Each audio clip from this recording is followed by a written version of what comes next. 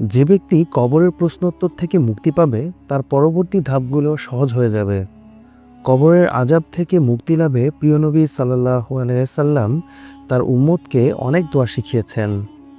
আবার নামাজের শেষ বৈঠকে দোয়ায়ে মাসুরা হিসেবেও এ দোয়াটি পড়া হয়ে থাকে।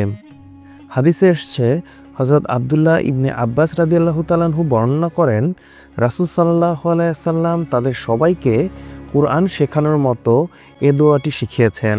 আর তা হলো, আল্লাহুম্মা আউযু বিকা মিন আযাবি জাহান্নাম ওয়া আউযু বিকা মিন আযাবিল কবর ওয়া আউযু বিকা মিন ফিতনাতিল মাসিহিল দাজ্জাল ওয়া আউযু বিকা মিন ফিতনাতিল মাহইয়া ওয়াল মামাতি আল্লাহুম্মা ইন্নী আউযু বিকা মিনাল মাসামি ওয়াল মাগরাম।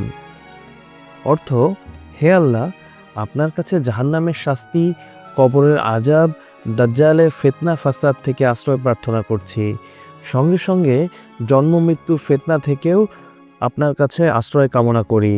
ইয়া আল্লাহ, গুনাহ ও ঋণগ্রস্ততা থেকে আপনার নিকট আশ্রয় চাই।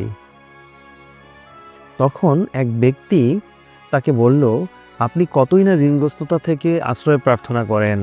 রাসূল সাল্লাল্লাহু আলাইহি সাল্লাম বললেন, যখন কোনো ব্যক্তি ঋণগ্রস্ত হয়ে পড়ে তখন কথা বলার সময় মিথ্যা বলে এবং ওয়াদা করলে তা ভঙ্গ করে। হাদিসটি সহিহ বুখারী, হাদিস নং ৭৯৪, ইসলামী ফাউন্ডেশন হতে গ্রহীত। এভাবে প্রিয় নবী সাল্লাল্লাহু আলাইহি সাল্লাম কবরের আযাব ও ফিতনা থেকে বেঁচে থাকতে আরও অনেক দোয়া করতেন। সুতরাং মুমিন মুসলমানদের উচিত কবরের আযাব থেকে আল্লাহর কাছে আশ্রয় প্রার্থনা করা।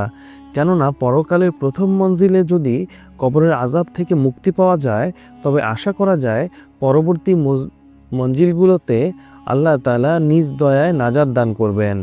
আল্লাহ তাআলা মুসলিম উম্মাকে মৃত্যু পরবর্তী জীবন ও কবরের আযাব থেকে আশ্রয় চাওয়া ও নাজাত পাওয়ার তৌফিক দান করুন। কবরের সুখ শান্তি ও শাস্তির বিষয়ে বিশ্বাস স্থাপন করে পরিপূর্ণ মুমিন হওয়ার তৌফিক দান করুন। আমিন।